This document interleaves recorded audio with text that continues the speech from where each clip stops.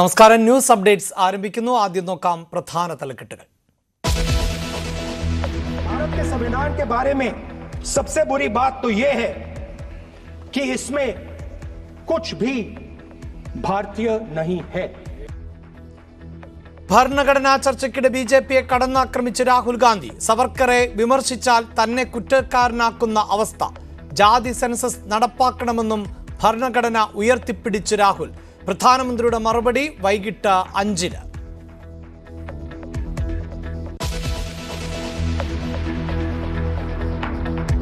രാത്രിയിലെ ജയിൽവാസത്തിന് ശേഷം പുറത്തിറങ്ങിയ അല്ലു അർജുന് പിന്തുണയുമായി ആരാധകർ. തെലങ്കാന മുഖ്യമന്ത്രി രേവന്ത് റെഡ്ഡിയുടെ പകയാണ് അറസ്റ്റിന് പിന്നിലെന്ന് വിമർശനം. ചന്ദ്രബാബു നായിഡു രേവന്ത് റെഡ്ഡി ഗൂഢാലോചനയെന്ന് YSR കോൺഗ്രസ്.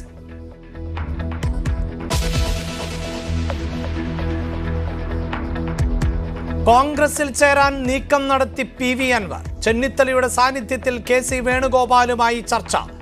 അൻവറിനെ കൂട്ടുന്നതിൽ VD സതീശന് എതിർപ്പ്.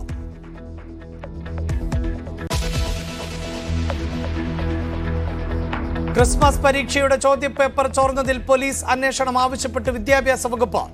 തയ്യാറാക്കുന്നവരും വിതരണം ചെയ്യുന്നവരും അറിയാതെ പുറത്തു പോകില്ലെന്ന് മന്ത്രി V ശിവൻകുട്ടി. 10ാം ക്ലാസ് +1 ക്രിസ്മസ് പരീക്ഷാ ചോദ്യപേപ്പർ പുറത്തുവിട്ട യൂട്യൂബ് ചാനലിനെതിരെ അന്വേഷണം.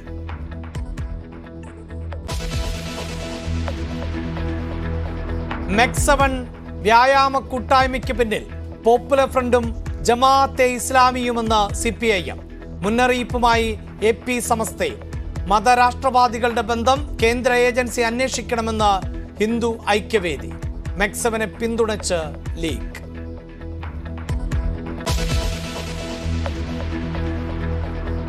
നാല് കുട്ടികളുടെ ജീവൻ പൊലിഞ്ഞ പനയമ്പാടത്തെ റോഡിൽ കാർ ഓടിച്ചു പരിശോധിച്ച് ഗതാഗത മന്ത്രി ഗണേഷ് കുമാർ.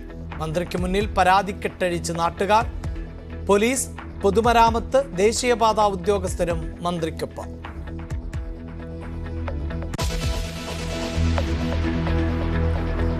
ദക്ഷിണ കൊറിയ പ്രസിഡന്റിനെ ഇംപീച്ച് ചെയ്തു.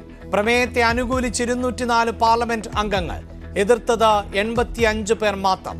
പ്രസിഡന്റിന് പുറത്തേക്കുള്ള വഴി തുറന്നത് പട്ടാള നിയമം നടപ്പാക്കാനുള്ള തീരുമാനം.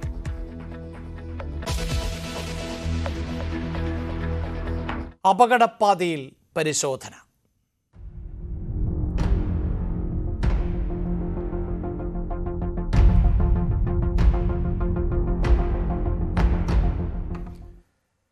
പാലക്കാട് പനയമ്പാടത്തെ അപകട സ്ഥലം മന്ത്രി KB ഗണേഷ് കുമാർ സന്ദർശിച്ചു. കാർ ഓടിച്ചായിരുന്നു മന്ത്രി സ്ഥലത്ത് പരിശോധന നടത്തിയത്. മന്ത്രിയോട് നാട്ടുകാർ ആശങ്ക പങ്കുവച്ചു.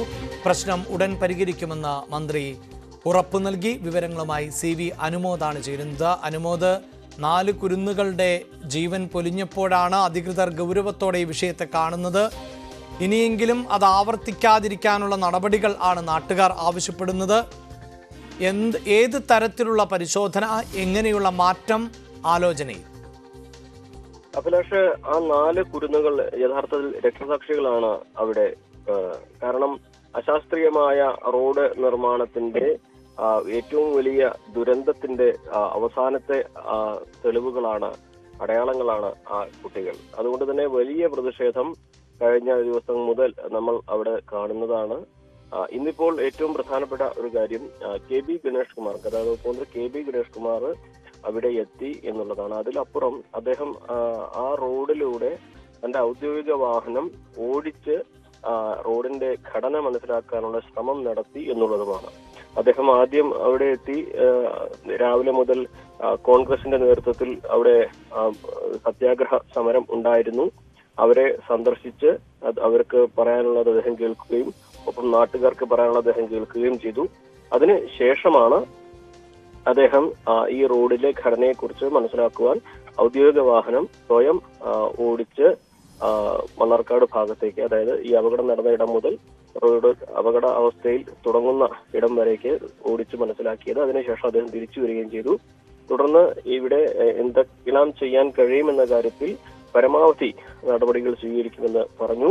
ഇതിന്റെ റോഡിന്റെ ഘടന മാറ്റുക എന്നുള്ളത് ദേശീയപാത അതോറിറ്റിയുമായി ആലോചിക്കേണ്ട ഒരു കാര്യമാണ്. അതിന്റെ കാര്യങ്ങൾ എന്താണെങ്കിലും ഈ കൂടിയാലോചനകൾക്ക് ശേഷം ഈ അലൈൻമെന്റ് മാറ്റുന്നതുമായി ബന്ധപ്പെട്ട തീരുമാനങ്ങൾ കൈക്കൊള്ളുമെന്ന ഒരു നിലപാടാണ് അദ്ദേഹം സ്വീകരിച്ചിട്ടുള്ളത്. നാട്ടുകാരെ സംബന്ധിച്ച് അവർ ഉന്നയിക്കുന്ന ഒരു വിഷയം അതിന്റെ ഗൗരവത്തിൽ തന്നെ മന്ത്രി ഉൾക്കൊണ്ടു എന്ന ഒരു പ്രതീക്ഷയാണ് അവർക്കും പങ്കുവെക്കാൻ ഉള്ളത്. ഈ മന്ത്രിയുടെ ഉറപ്പ് ഇനി ഈ റോഡിന്റെ അലൈൻമെന്റ് സംബന്ധിച്ചുള്ള മാറ്റങ്ങൾ വരുത്തുന്നത് ദേശീയപാത അതോറിറ്റിയെ എത്രമാത്രം സ്വാധീനിക്കും അല്ലെങ്കിൽ എന്നതിനെ അതിനെ കൂടി തീരുമാനിക്കുന്ന ഒരു കാര്യമാണ്. എന്നാണെങ്കിലും മന്ത്രി അവിടെ റോഡിന്റെ ഘടന സ്വയം മനസ്സിലാക്കി എന്നുള്ളതാണ്, വണ്ടി ഓടിച്ച് മനസ്സിലാക്കി എന്നുള്ളതാണ് ഏറ്റവും പ്രധാനപ്പെട്ട ഒരു കാര്യം. ഇന്നിനി ഉദ്യോഗസ്ഥ സംഘത്തിന്റെ സന്ദർശനമുണ്ട്.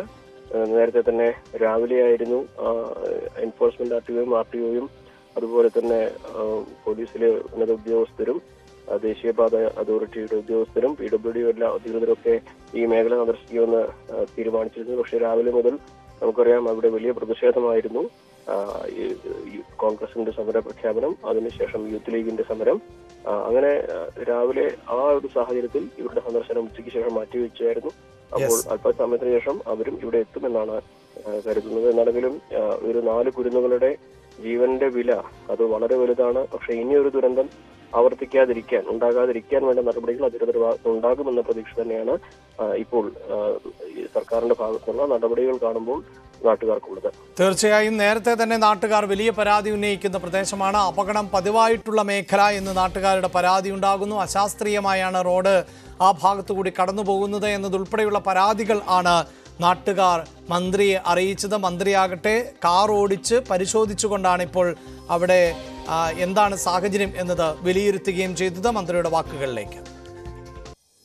മുൻ മന്ത്രിക്ക് കിട്ടിയിട്ടുണ്ട്. ഓഗസ്റ്റ് മാസത്തിൽ ഇവിടെ ഒരു സന്ദർശനം നടത്തിയിട്ടുണ്ട്. MLA-യും പഞ്ചായത്ത് പ്രസിഡന്റും മറ്റെല്ലാവരും ചേർന്നിട്ട്. അപ്പോൾ അന്ന് പറഞ്ഞ ശുപാർശകളൊന്നും തന്നെ നാഷണൽ ഹൈവേ അതോറിറ്റി അംഗീകരിച്ചിട്ടില്ല. അപ്പോൾ ഇപ്പോൾ അവരെ വിളിക്കുകയാണ്. അവർ ചെയ്യേണ്ടതാണ്. അവർ ചെയ്ത കൺസ്ട്രക്ഷൻ്റെ അപാകതയാണിത്. അപ്പോൾ അതവർ പരിഹരിക്കാൻ വിദഗ്ധരുടെ അഭിപ്രായം, നാട്ടുകാരുടെ അഭിപ്രായം കൂടി മാനിച്ച് ഈ നാട്ടുകാരിവിടെ ഉന്നയിക്കുന്ന പല വിഷയങ്ങളുണ്ട്. ഇതും കൂടി ചേർത്ത് ഒരു ചർച്ചയാണ്. ചർച്ച ചെയ്ത് കഴിയുമ്പോൾ ഇക്കാര്യത്തിൽ നമ്മളൊരു തീരുമാനത്തിലെത്തും. അതിന് പണം അനുവദിക്കും. അവർ പണം അനുവദിക്കാൻ തയ്യാറായില്ലെങ്കിൽ ഒരാശങ്കയും നിങ്ങൾക്ക് വേണ്ട. സംസ്ഥാന സർക്കാരിൻ്റെ റോഡ് സേഫ്റ്റി അതോറിറ്റി ഫണ്ടിൽ നിന്നും ഈ പരിഷ്കാരങ്ങൾ നടപ്പാക്കാൻ ആവശ്യമായ പണം അനുവദിച്ചു തരും. ഇതിനെക്കുറിച്ച് ഇനി യാതൊരു വിവാദത്തിനും വഴിയില്ല. ഹൈവേ ആണ് ചെയ്യേണ്ടത്. അതിനൊരു മാറ്റമില്ല. ഹൈവേയുടെ ശ്രദ്ധയിൽ ഇന്ന് തന്നെ ശ്രീ കൃഷ്ണൻകുട്ടി സാർ അദ്ദേഹം കളക്ടറേറ്റിൽ ഒരു യോഗം ചേർന്നു. അതിൽ അവരോട് ആവശ്യപ്പെട്ടിട്ടുണ്ട്. അതുകൂടാതെ ട്രാൻസ്പോർട്ട് മിനിസ്റ്റർ എന്നുള്ള നിലയിൽ ഞാൻ അവരോട് ആവശ്യപ്പെടും. അവരത് അംഗീകരിച്ചില്ലെങ്കിൽ, പണമില്ല എന്ന് വല്ലതും പറയുകയാണെങ്കിൽ അടിയന്തരമായി റോഡ് സേഫ്റ്റി അതോറിറ്റി യോഗം ചേർന്ന് പണം ഇവിടെ മാത്രമല്ല, ഇവിടെയും മുണ്ടൂർ ഞാൻ മടങ്ങി വരുന്ന വഴിക്ക് ജനങ്ങളുടെ ഒരു പരാതി ഉണ്ടായിരുന്നു. അവിടെ ഒരു റൗണ്ട് ആക്കണം എന്നൊക്കെയാണ്. അത് KSTP റോഡാണ് ഒരു വശത്തുള്ളത്. അക്കാര്യത്തിൽ റിയാസ് മിനിസ്റ്ററോട് കൊണ്ട് ആലോചിച്ചിട്ട് അവർക്ക് ഫണ്ടുണ്ടെങ്കിൽ അവർ റൗണ്ട് ചെയ്യും. ആ റൗണ്ടാണോ ചെയ്യേണ്ടതെന്ന് മോട്ടോർ വെഹിക്കിൾ ഉദ്യോഗസ്ഥന്മാർ നാളെയും മറ്റന്നാളുമായിട്ട് അവർ പരിശോധിക്കാൻ നിർദ്ദേശം കൊടുക്കണം. അവർ അവിടുത്തെ പഞ്ചായത്ത് പ്രസിഡന്റ്, നാട്ടുകാരി ബന്ധപ്പെട്ടവരെയായി ബന്ധപ്പെട്ട് അവർ പരിശോധിച്ചിട്ട് അവർ തരുന്ന റിപ്പോർട്ട് അനുസരിച്ച് അവിടെ റൗണ്ട് വേണമെങ്കിൽ റൗണ്ട്. ഒരു സിഗ്നൽ ലൈറ്റിനെ പറ്റി പക്ഷേ സിഗ്നൽ ലൈറ്റ് അവർക്കും താല്പര്യമില്ല. സിഗ്നൽ ലൈറ്റ് വയ്ക്കുന്നതോടെ വീണ്ടും യാത്രയിൽ ഒരുപാട് കാലതാമസം വരും, ട്രാഫിക് ജാമൊക്കെ വരും. അപ്പോൾ അതുകൊണ്ട് ഒരു ഫ്ലാഷ് ലൈറ്റ് പോലുള്ള എന്തെങ്കിലും സംവിധാനങ്ങൾ അവിടെ ഇറങ്ങും. 2 റോഡും ഈ റോഡും KSTP റോഡും കൂടി ചേരുന്ന ഒരു ജംഗ്ഷനാണ്. അപ്പോൾ അവിടെ അപകടത്തിനുള്ള സാധ്യത വളരെ കൂടുതലാണ്. അത് അവരെ ഉന്നയിച്ചതും ഈ അവസരത്തിൽ ഉൾക്കൊള്ളുകയാണ്. ഈ 2 പ്രശ്നങ്ങൾക്കും പരിഹാരം കാണും. KSTPയുടെ പണം ഉണ്ടെങ്കിൽ അവരെ കൊണ്ട് അവിടെ പരിഹരിക്കും, അല്ലെങ്കിൽ നാഷണൽ ഹൈവേക്കാരുകൊണ്ട് അത് പരിഹരിക്കും. രണ്ടുമില്ലെങ്കിൽ റോഡ് സേഫ്റ്റി അതോറിറ്റിയുടെ പണം കൊടുക്കും. ഈ പ്രശ്നത്തിന് സ്ഥായിയായ പരിഹാരം. ഇപ്പോൾ നാട്ടുകാരുമായി സംസാരിച്ചു, ജനങ്ങളുടെ അഭിപ്രായങ്ങൾ കേട്ടു, മാധ്യമങ്ങളുടെ അഭിപ്രായങ്ങൾ കേട്ടു, പഞ്ചായത്തിൻ്റെയും മെമ്പർമാരുടെ അഭിപ്രായങ്ങൾ കേട്ടു, പോലീസിൻ്റെയും മോട്ടോർ വെഹിക്കിൾ ഡിപ്പാർട്ട്മെൻറ്റിൻ്റെ അഭിപ്രായം കേട്ടിട്ടുണ്ട്. പക്ഷേ 5 ശുപാർശകൾ ഓഗസ്റ്റ് മാസത്തിൽ 2022 ഓഗസ്റ്റ് മാസത്തിൽ തന്നെ ഹൈവേക്ക് നൽകിയിരുന്നു. അവരത് പാലിക്കാത്തത് തെറ്റാണ്. ഏതായാലും അടിയന്തരമായി അവർ ചെയ്യുമെന്നാണ് എൻ്റെ വിശ്വാസം. റോഡ് തീരാത്തത് കൊണ്ട് തീർച്ചയായിട്ടും ഇത്തരത്തിലൊരു പരിഹാരത്തിന് അവർ തയ്യാറാകും എന്നാണ്. ഇതാണ് മന്ത്രിയുടെ പ്രതികരണം. അതായത് ദേശീയപാത അതോറിറ്റി ഏതെങ്കിലും തരത്തിലുള്ള ബുദ്ധിമുട്ട് അറിയിച്ചാൽ സംസ്ഥാനത്തിൻ്റെ പണം ചെലവഴിച്ചുകൊണ്ട് അപാകതകൾ പരിഹരിക്കും എന്ന് മന്ത്രി ഉറപ്പു നൽകുകയാണ്. ഭരണഘടനാ ചർച്ചയിൽ BJPയെ കടന്നാക്രമിച്ച് രാഹുൽ ഗാന്ധി. സവർക്കർ ഭരണഘടനയിൽ ഇന്ത്യയെ സംബന്ധിക്കുന്ന ഒന്നും ഇല്ല എന്ന് ആരോപിച്ചിരുന്നു. BJP ഭരണഘടനയെ സംരക്ഷിക്കും എന്ന് പറയുമ്പോൾ സവർക്കറെ തള്ളിപ്പറയുകയാണ് എന്നും രാഹുൽ ഗാന്ധി പരിഹസിച്ചു. ഭരണഘടന ആധുനിക ഇന്ത്യയുടെ രേഖയാണ്. ഭരണഘടനയിൽ നമ്മുടെ രാജ്യത്തിൻ്റെ ദാർശനിക ആശയങ്ങളാണ് അടങ്ങിയിരിക്കുന്നത് എന്നും രാഹുൽ വ്യക്തമാക്കി. ये बात सबके सामने है पॉलिटिकल इक्वालिटी जो थी वो खत्म हो गई है। हिंदुस्तान के सारे इंस्टीट्यूशंस कैप्चर कर लिए गए हैं। सोशल इक्वालिटी नहीं रही, फाइनेंशियल इकोनॉमिक इक्वालिटी नहीं रही। इसीलिए हमारा अगला कदम जाति जनगणना होगा। हम देश को दिखाना चाहते हैं कि आपने किन लोगों का और कहां कहां अंगूठा काटा है। हम दलितों को, आदिवासियों को, पिछड़ों को, किसानों को, मजदूरों को दिखाना चाहते हैं कि आपने किस किस का अंगूठा काटा है। इसलिए जो मैंने वायदा किया था, इसी हाउस में यहां हम कास्ट सेंसस लागू करेंगे और उसके बाद हिंदुस्तान में एक नए तरीके का विकास होगा, एक नई तरीके की राजनीति होगी। രാഹുൽ ഗാന്ധിക്ക് ഭരണഘടനയെക്കുറിച്ച് ഒന്നും അറിയില്ല എന്ന മറുപടിയുമായി കേന്ദ്രമന്ത്രി അനുരാഗ് ഠാക്കൂറും രംഗത്തെത്തി. വാർത്തയുടെ വിശദാംശങ്ങളുമായി മനു ഭരത്താണ് നാഷണൽ ഡെസ്കിൽ നിന്ന് ചേരുന്നത്. മനു, ഭരണഘടനയിന്മേലുള്ള ചർച്ച പുരോഗമിച്ചുകൊണ്ടിരിക്കുന്നു. കടുത്ത ഭാഷയിൽ ആണ് രാഹുൽ ഗാന്ധി വിമർശനം ഉന്നയിക്കുന്നത്. BJP ഇപ്പോഴും മനുസ്മൃതിയെയാണ് അംഗീകരിക്കുന്നത് എന്നതുൾപ്പെടെയുള്ള പരാമർശങ്ങൾ. വൈകിട്ട് 5 മണിക്ക് പ്രധാനമന്ത്രി ചർച്ചയിന്മേൽ മറുപടിയും നൽകും. ഏത് തരത്തിലാണ് വാദപ്രതിവാദങ്ങൾ ഇപ്പോൾ പുരോഗമിക്കുന്നത്? അഭിലാഷ്, ഭരണഘടനയുടെ 75 വർഷം നീണ്ട മഹത്തായ യാത്ര എന്ന വിഷയത്തിൽ ആണ് പാർലമെൻറ്റിൽ ചർച്ചകൾ നടക്കുന്നത്. ഇന്നലെ ആരംഭിച്ച ഈ ചർച്ചയിൽ ഈ ഭരണഘടനയുടെ പ്രാധാന്യം ഉയർത്തിക്കൊണ്ട് BJP അംഗങ്ങളും കോൺഗ്രസ് അംഗങ്ങളും സംസാരിച്ചു. പ്രധാനമായും ഭരണഘടന ലംഘനം നടത്തുന്നത് കോൺഗ്രസ് ആണെന്ന ആക്ഷേപം BJP അംഗങ്ങളിൽ നിന്ന് ഉയർത്തിയപ്പോൾ BJP ആണ് ഭാരതത്തിൻ്റെ ഫെഡറൽ തത്വങ്ങളെ ലംഘിക്കുന്നത് എന്ന് കോൺഗ്രസും തിരിച്ചടിക്കുന്നത്. ഇന്ന് സഭയിൽ ഏറ്റവും ശക്തമായും രൂക്ഷമായും ആക്രമണം നടത്തിയത് രാഹുൽ ഗാന്ധിയാണ്. ഇന്ത്യയിലെ സംവിധാനങ്ങളെ BJP തകർക്കുന്നു എന്നാരോപിച്ച രാഹുൽ ഗാന്ധി ഭരണഘടനയിൽ BJP നേരത്തെ അല്ലെങ്കിൽ ഭരണഘടനയിൽ സാവർക്കർ എടുത്ത നിലപാടിനെ ആദ്യം വ്യക്തമാക്കി. തുടർന്നാണ് അദ്ദേഹം BJPയെ പരിഹസിച്ചത്. കാരണം മനുസ്മൃതി പോലുള്ള ഗ്രന്ഥങ്ങൾ അടിസ്ഥാനമാക്കിയാണ് ഇന്ത്യയുടെ നിയമം എന്ന് വാദിച്ച ആളാണ് VD സവർക്കർ. ഇന്ത്യയെ സംബന്ധിക്കുന്ന ഒന്നും ഭരണഘടനയിൽ ഇല്ല എന്ന ആരോപണവും സവർക്കർ ഉന്നയിച്ചിരുന്നു. BJP ഇപ്പോൾ ഭരണഘടനയെ സംരക്ഷിക്കും എന്ന് അവകാശപ്പെടുമ്പോൾ സവർക്കറെ തള്ളിപ്പറയുകയാണ് എന്നൊക്കെ രാഹുൽ പരിഹസിക്കുകയും ചെയ്തു. ആധുനിക ഇന്ത്യയുടെ ഒരു രേഖയാണ് നമ്മുടെ ഭരണഘടന. അത് എഴുതപ്പെട്ട ഒരു ഏറ്റവും മഹത്തായ ഒരു ഗ്രന്ഥമാണ്. അതിന് ഇന്ത്യയുടെ ആത്മാവ് അതിൽ ഉൾക്കൊള്ളുന്നെന്ന തരത്തിലാണ് രാഹുൽ ഗാന്ധിയുടെ പ്രതികരണങ്ങളുണ്ടായത്. ജാതി സെൻസസ് നടത്തണം, പല വിഭാഗങ്ങൾക്ക് അനുകൂലമായി ഇപ്പോഴും കാര്യങ്ങൾ അല്ലെങ്കിൽ അവർക്ക് അർഹിക്കുന്ന അംഗീകാരങ്ങൾ കിട്ടിയിട്ടില്ല. സ്വാഭാവികമായ ആ വിഷയങ്ങൾ വലിയ പരിഗണന നൽകണം എന്ന് രാഹുൽ ഗാന്ധി വ്യക്തമാക്കുകയും ചെയ്യുന്നു. അതേസമയം BJP ആകട്ടെ ഈ ഭരണഘടന ചർച്ച തുടങ്ങിയ ഘട്ടം മുതൽ നെഹ്റുവിനെ ആക്രമിച്ചുകൊണ്ട് അല്ലെങ്കിൽ നെഹ്റുവിനെ വിമർശിച്ചുകൊണ്ടാണ് BJP നേതാക്കൾ രാജ്യസഭയിൽ ലോക്സഭയിൽ അവരുടെ നിലപാടുകൾ വ്യക്തമാക്കുന്നത്. നെഹ്റു സംസ്ഥാന സർക്കാരുകളെ പിരിച്ചുവിട്ട കാര്യം, അതുപോലെ നെഹ്റുവിന് ശേഷം വന്ന ഇന്ദിരാഗാന്ധിയുടെ അടിയന്തരാവസ്ഥ, ഇതെല്ലാം എല്ലാ ഘട്ടത്തിലും ഭരണഘടനയെ മറികടന്നുള്ള നീക്കങ്ങളായിരുന്നു എന്ന് അവർ വ്യക്തമാക്കുന്നു. ഫെഡറൽ തത്വങ്ങളെ ലംഘിച്ചു. ശ്രീലങ്കയ്ക്ക് കച്ച്ദ്വീപ് പോലുള്ള സ്ഥലങ്ങൾ എഴുതി കൊടുത്തു. അങ്ങനെ വാദപ്രതിവാദങ്ങളുമായി മുന്നോട്ട് പോകുന്നു. രാഹുൽ ഗാന്ധി ഹത്രാസും കർഷക മാർച്ചും ഇന്ന് ഈ ചർച്ചയ്ക്കിടയിൽ പ്രതിപാദിച്ചു. കർഷകരുടെ പ്രശ്നങ്ങൾ അദ്ദേഹം പറയുകയും ചെയ്തു. സ്വാഭാവികമായും ഭരണഘടനയെ സംബന്ധിച്ച ചർച്ച നിലവിലെ രാഷ്ട്രീയ സാഹചര്യങ്ങളുടെ കൂടെ ചർച്ചയാവുകയാണ്. ഒപ്പം വരാനിരിക്കുന്ന ഇന്ത്യക്ക് ഒരു പുതിയ ദിശാബോധം നൽകുന്ന ചർച്ചയാവുകയാണ്. ചൂടേറിയ വാഗ്വാദങ്ങൾ നടക്കുന്നുണ്ട് എങ്കിൽ കൂടിയും. യെസ്, ഇതാണ് ചൂടേറിയ വാഗ്വാദങ്ങൾ നടക്കുമ്പോൾ രാഹുൽ ഗാന്ധിക്ക് നേരത്തെ മറുപടി നൽകിയിരുന്നു അനുരാഗ് ഠാക്കൂർ. ആ വാക്കുകളിലേക്ക് ഒരിക്കൽ കൂടി. क्योंकि उन्होंने कभी खोला ही नहीं। आज मैं इसी क्योंकि ये संविधान जो राहुल जी सब तरफ दिखाते हैं सर, शायद इन्होंने इसके 2 पन्ने भी खोलकर नहीं देखे। अगर आप इसका प्रीफेस देखेंगे, प्रीफेस किसने लिखा सर? सुप्रीम कोर्ट के वरिष्ठ अधिवक्ता गोपाल शंकर नारायण जी उन्होंने लिखते हैं, our constitution was crafted by the finest and most emancipated minds of the time, and thankfully not directed by the confused Nehruvian social policy that guided success governments. ഇപ്പോഴും ചർച്ച തുടർന്നുകൊണ്ടിരിക്കുകയാണ്. ലോക്സഭയിൽ നിന്നുള്ള തത്സമയ ദൃശ്യങ്ങളിലേക്ക്. जानबूझ के गलत बयानी नहीं कर सकते। अगर इस देश में कोई सबसे बड़ा काम हुआ है पिछले 70 साल में, वो जमीन सुधार का काम हुआ है, लैंड रिफॉर्म का काम हुआ है। और उस लैंड रिफॉर्म्स के कानून को संरक्षण देने के लिए तो संविधान में 9th शेड्यूल इंसर्ट किया गया था। मेरा आपसे आग्रह है कि ये जो गलत बयानी है संविधान की एक बहुत महत्वपूर्ण धारा को लेके, उसको सदन के रिकॉर्ड से निकाला जाए। That will be looked into. If that is the thing, it will be removed. Yeah. Please, Prem Chandranji. Thank you very much, Mr. Chairman, sir. Sir, I do salute the framers of our Constitution for their unparalleled wisdom, unmatched foresight, courage and dedication, providing us the lengthiest, the largest written Constitution in the world. Sir, when we commemorate and celebrate 75 glorious years of our adoption of Constitution on 26th November 1949, we have to introspect ourselves whether we are honoring the ideals enshrined in the Constitution and thereby fulfill the vision of the framers of the Constitution. Sir, if we critically analyze, even after 75 years of adoption of our Constitution, we are not able to live up to the expectations of the framers of our Constitution or the founding fathers of our Constitution. Sir, on 25th November 1949, Dr. B.R. Ambedkar, just now Rahul ji has talked about it. It's a very important fact to be considered at this juncture regarding the economic justice and the social justice when we speak about the political equality.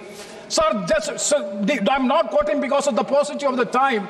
The contradictions between political equality and persistent social and economic inequalities is prevailing in our society. He warned that if these inequalities are not addressed, they will undermine democracy, as true equality cannot exist in a society with systemic disparities, and thereby our political democracy will be in peril. This was on 25th November 1949. Sir, when we are discussing about the Constitution, 75 years of adoption of the Constitution, when this House is discussing, what Dr. Ambedkar has said has become absolutely true and reality, because now the problems we are facing is, number one, the growing difference between the rich and the poor, the marginalization of minorities, exclusion of vulnerable groups from the benefit of development. Sir, if you go through Article 38 and 39, Directive Principles of State Policy, these are the fundamental principles for the governance of a country enunciated in Chapter 4 of the Constitution. Thereby 38 and 39 Directive Principles speaks about minimizing inequalities in income, status and opportunities. Article 39, the state should prevent the concentration of wealth.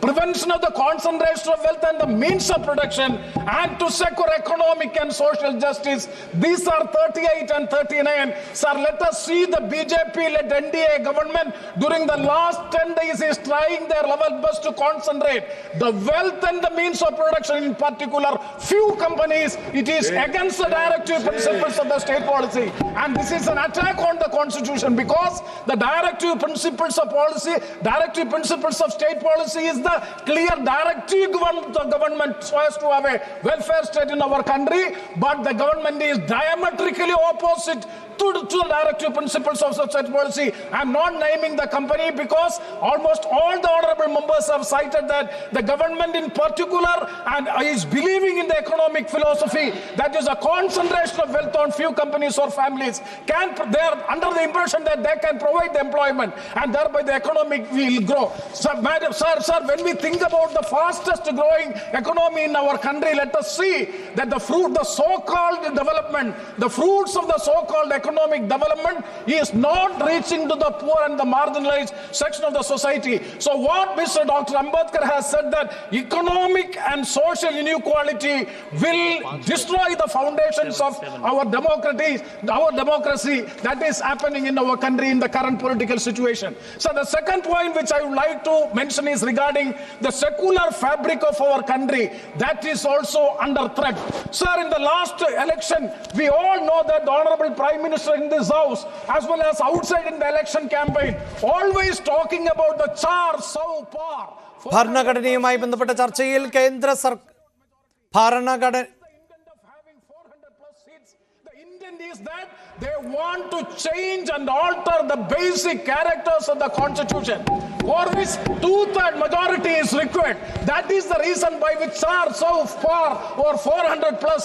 But the people of India, the electorate, the people of India have decided not to give absolute majority to this government, because they want to protect the secular fabric of the country, the democratic fabric of the country. If they have got this absolute majority of 400 plus seats, definitely the basic characters of the constitution, that is a secular democracy of the country. ലോക്സഭയിൽ ഭരണഘടനയുമായി ബന്ധപ്പെട്ട ചർച്ച പുരോഗമിച്ചുകൊണ്ടിരിക്കുന്നു. കേരളത്തിൽ നിന്നുള്ള MP NK Premachandran കേന്ദ്ര സർക്കാരിനെതിരെ ആഞ്ഞടിക്കുകയാണ്. BR അംബേദ്കറുടെ നേതൃത്വത്തിലുള്ള ഭരണഘടന അംഗീകരിക്കപ്പെടുന്ന സമയത്ത് അംബേദ്കർ മുന്നോട്ട് വെച്ച ആശങ്ക 7.5 പതിറ്റാണ്ടിന് ശേഷവും രാജ്യത്ത് നിലനിൽക്കുന്നു. സാമൂഹികമായ അസമത്വമാണ് ഇപ്പോഴും നിലനിൽക്കുന്നത്. ഫെഡറൽ സംവിധാനങ്ങളെ ഒന്നടങ്കം അട്ടിമറിക്കുകയാണ്. സാമ്പത്തികവും സാമൂഹികവുമായ തുല്യത എല്ലാ സംസ്ഥാനങ്ങൾക്കും ഉണ്ട് എന്നിരിക്കെ അത് പാലിക്കാൻ ഇപ്പോഴും കേന്ദ്ര സർക്കാരിന് സാധിക്കുന്നില്ല. നമ്മുടെ ജനാധിപത്യത്തെ അപകടത്തിലാക്കുന്ന തരത്തിലാണ് കേന്ദ്ര സർക്കാരും BJPയും NDA സർക്കാരുമെല്ലാം മുന്നോട്ട് പോകുന്നത് എന്ന അതിശക്തമായ ഭാഷയിലുള്ള വിമർശനം ആണ് NK പ്രേമചന്ദ്രൻ ഉന്നയിക്കുന്നത്. കേന്ദ്ര സഹായം കാത്തിരിക്കുന്ന കേരളത്തിനോട് പണം ചോദിച്ച കേന്ദ്ര നടപടിയിൽ പ്രതിഷേധം ശക്തം. പാർലമെന്റിന് മുന്നിൽ പ്രതിപക്ഷ MPമാർ പ്രതിഷേധിച്ചു. കേന്ദ്ര നടപടി ജനാധിപത്യ വിരുദ്ധമെന്ന് മന്ത്രി K രാജനും പറഞ്ഞു. വയനാടിനെ കേന്ദ്രം അവഗണിക്കുന്നുവെന്ന ആക്ഷേപങ്ങൾക്കിടെയാണ് ദുരന്തത്തിൽ രക്ഷാപ്രവർത്തനം നടത്തിയ വ്യോമസേന പണമാവശ്യപ്പെട്ട് കത്തയച്ചത്. വയനാട്ടിലെ ഇടപെടലിന് മാത്രമല്ല, 2006 മുതലുള്ള കുടിശ്ശികയടക്കം 132 കോടി രൂപ നൽകണമെന്നാണ് ആവശ്യം. കേന്ദ്ര സഹായം കാത്തിരിക്കുന്ന സംസ്ഥാനം ഫലത്തിൽ അങ്ങോട്ട് പണം നൽകേണ്ട ഗതികേട്. കേന്ദ്ര ഫണ്ടിൽ നിന്നും സൈന്യത്തിന് പണം നൽകണമെന്ന ആവശ്യം നിലനിൽക്കെയാണ് വ്യോമസേനയുടെ കത്ത് ചീഫ് സെക്രട്ടറിക്ക് ലഭിച്ചത്. കേന്ദ്രത്തിന്റെ നടപടി ജനാധിപത്യ വിരുദ്ധമെന്ന് റവന്യൂ മന്ത്രി K രാജൻ. കേരളത്തിനോട് കേരളത്തിൽ STRF സംഖ്യ ബാക്കിയിരിക്കുന്നുണ്ട് എന്ന് കാണിച്ച് ആ ബാക്കിയിരിക്കുന്ന സംഖ്യയുടെ 50% വീണ്ടും നിങ്ങൾക്ക് ചെലവഴിക്കാൻ STRFനോട് അനുവദിക്കുന്നു എന്ന് പറയുന്നത് ഒരു ജനാധിപത്യ വിരുദ്ധമായിട്ടുള്ള പ്രക്രിയയാണ്. വിഷയം പാർലമെന്റിലും ഉന്നയിക്കപ്പെട്ടു. അവഗണന തുടർന്നതോടെ പാർലമെന്റിന് മുന്നിലേക്കായി പ്രതിഷേധം.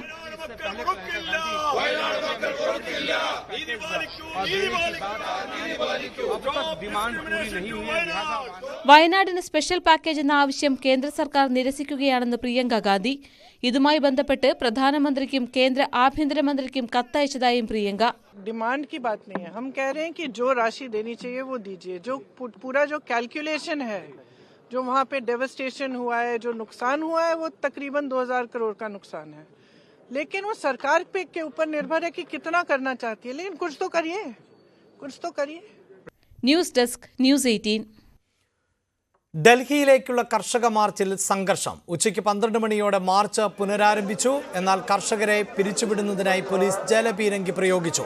സുപ്രീം കോടതി കേസ് പരിഗണിക്കുന്നതിനാൽ കർഷകരുടെ സമരം കുറച്ചുകാലത്തേക്ക് മാറ്റിവെക്കണമെന്ന് ഹരിയാനയിലെ മന്ത്രി അനിൽ വിജ് ആവശ്യപ്പെട്ടു.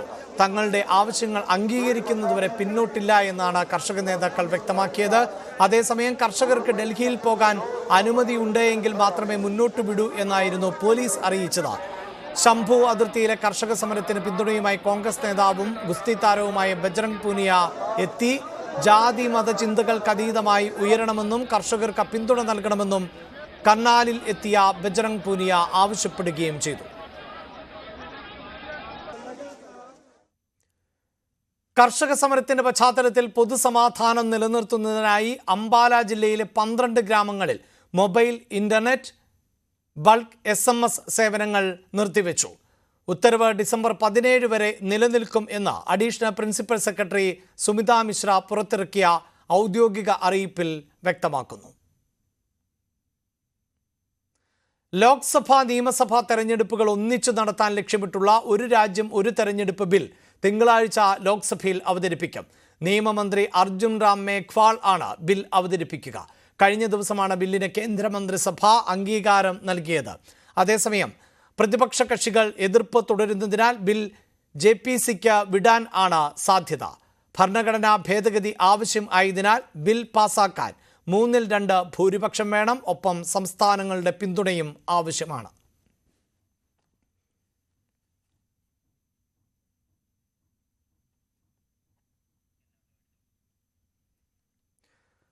പുഷ്പ 2 സിനിമയുടെ റിലീസിനിടെ ഉണ്ടായ തിക്കിലും തിരക്കിലും യുവതി മരിച്ച കേസിൽ അല്ലു അർജുൻ ജയിൽ മോചിതനായി.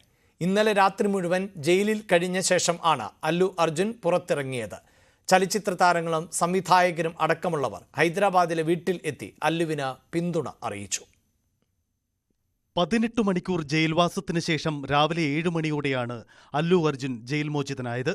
ഇന്നലെ വൈകിട്ട് ഇടക്കാല ജാമ്യം ലഭിച്ചെങ്കിലും ജാമ്യ ഉത്തരവ് ലഭിക്കാൻ വൈകിയതിനാൽ രാത്രിയിൽ മുഴുവൻ ജയിലിൽ തന്നെ തുടരേണ്ടി വന്നു. 7697 നമ്പറുകാരനായി ജയിൽ തറയിൽ കിടന്നുറങ്ങി സൂപ്പർ താരം. നിയമത്തിൽ വിശ്വാസമുണ്ടെന്നും അന്വേഷണവുമായി പൂർണ്ണമായി സഹകരിക്കുമെന്നും അല്ലു അർജുൻ പ്രതികരിച്ചു.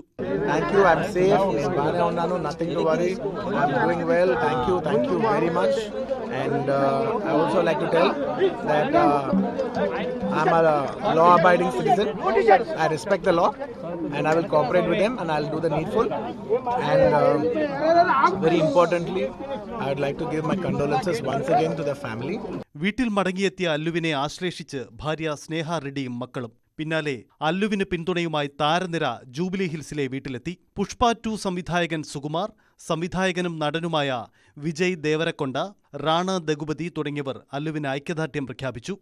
അല്ലുവിൻ്റേത് അന്യായമായ അറസ്റ്റെന്ന് അഭിഭാഷകർ പറഞ്ഞു. വിഷയത്തിൽ രാഷ്ട്രീയ വിവാദവും തുടരുകയാണ്. അറസ്റ്റ് ആസൂത്രിതമെന്നാണ് BRSന്റെയും BJPയുടെയും നിലപാട്. ആന്ധ്ര മുൻ മുഖ്യമന്ത്രി ജഗൻമോഹൻ റെഡ്ഡിയും തെലങ്കാന പോലീസിന്റെ നടപടിയെ ചോദ്യം ചെയ്ത് രംഗത്തു വന്നു. എന്നാൽ നിയമത്തിന് മുന്നിൽ സെലിബ്രിറ്റി എന്ന വ്യത്യാസമില്ലെന്നാണ് തെലങ്കാന മുഖ്യമന്ത്രി രേവന്ത് റെഡ്ഡിയുടെ നിലപാട്. ആന്ധ്രാപ്രദേശിൽ പവൻ കല്യാണിനും തമിഴ്നാട്ടിൽ വിജയ്ക്കും സമാനമായി തെലങ്കാനയിൽ അല്ലു അർജുൻ രാഷ്ട്രീയ പ്രവേശനം നടത്തുമെന്ന അഭ്യൂഹങ്ങൾക്കിടെയാണ് അറസ്റ്റ്. എന്നാൽ രാഷ്ട്രീയ പ്രവേശനം അല്ലു അർജുന്റെ ലക്ഷ്യമല്ലെന്ന് ഒപ്പമുള്ളവർ പറയുന്നു. News desk, news 18.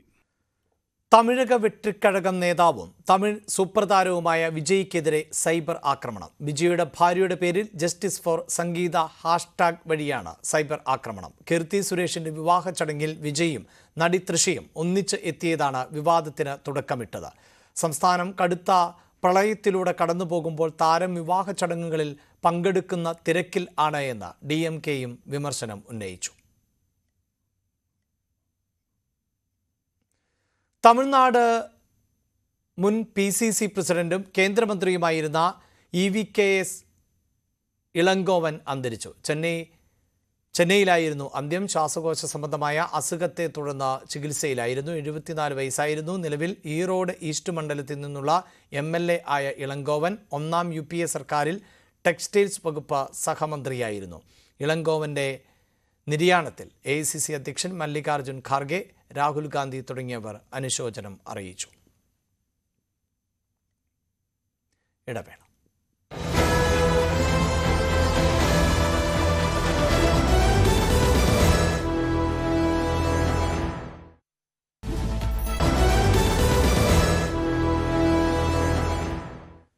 SSLC +1 Christmas പരീക്ഷാ ചോദ്യപേപ്പർ ചോർച്ചയിൽ പോലീസ് അന്വേഷണം ആവശ്യപ്പെട്ട വിദ്യാഭ്യാസ വകുപ്പ്. യൂട്യൂബ് ചാനലുകളിലൂടെ ചോദ്യപേപ്പർ ചോർന്നതിൽ പൊതുവിദ്യാഭ്യാസ വകുപ്പ് ഡയറക്ടർ സംസ്ഥാന പോലീസ് മേധാവിക്ക് പരാതി നൽകും എന്ന് വിദ്യാഭ്യാസ മന്ത്രി V. ശിവൻകുട്ടി വ്യക്തമാക്കി. കുറ്റക്കാർക്കെതിരെ കർശന നടപടി ഉണ്ടാകുമെന്നും മന്ത്രി പറഞ്ഞു. എന്റെ പ്രിയപ്പെട്ട SSLC വിദ്യാർത്ഥികളെ, നിങ്ങൾ കാതോർത്തു നിന്ന പ്രഡിക്ഷൻ ഇതാ വന്നിരിക്കുകയായി. SSLC ഇംഗ്ലീഷ് പരീക്ഷയുടെയും +1 കണക്ക് പരീക്ഷയുടെയും ചോദ്യപേപ്പറാണ് യൂട്യൂബ് ചാനലിലൂടെ ചോർന്നത്. ചോദ്യപേപ്പർ ചോർന്ന കാര്യം വിദ്യാഭ്യാസ മന്ത്രിയും സ്ഥിരീകരിക്കുന്നു. SSLC ഇംഗ്ലീഷ് +1 ഗണിത പരീക്ഷകളുടെ ചോദ്യങ്ങൾ ക്രിസ്മസ് പരീക്ഷയ്ക്ക് മുമ്പ് യൂട്യൂബ് ചാനലുകളിൽ അടക്കം പ്രത്യക്ഷപ്പെട്ടതുമായി ബന്ധപ്പെട്ട് പൊതുവിദ്യാഭ്യാസ ഡയറക്ടർ, സംസ്ഥാന DGP, സൈബർ സെൽ എന്നിവർക്ക് പരാതി നൽകും. അതീവ രഹസ്യ സ്വഭാവത്തോടു കൂടിയാണ് ചോദ്യപേപ്പറുകൾ തയ്യാറാക്കുന്നത്. എന്നിട്ടും ചോർന്നത് ഗൗരവമായിട്ടാണ് പൊതുവിദ്യാഭ്യാസ വകുപ്പ് കാണുന്നതെന്ന് മന്ത്രി പറയുന്നു. ട്യൂഷൻ സെന്ററുകൾ മുഖേന യൂട്യൂബ് ചാനലുകളിലേക്ക് ചോദ്യപേപ്പർ എത്തിയതാകാം എന്നതാണ് വിദ്യാഭ്യാസ വകുപ്പിന്റെ വിലയിരുത്തൽ.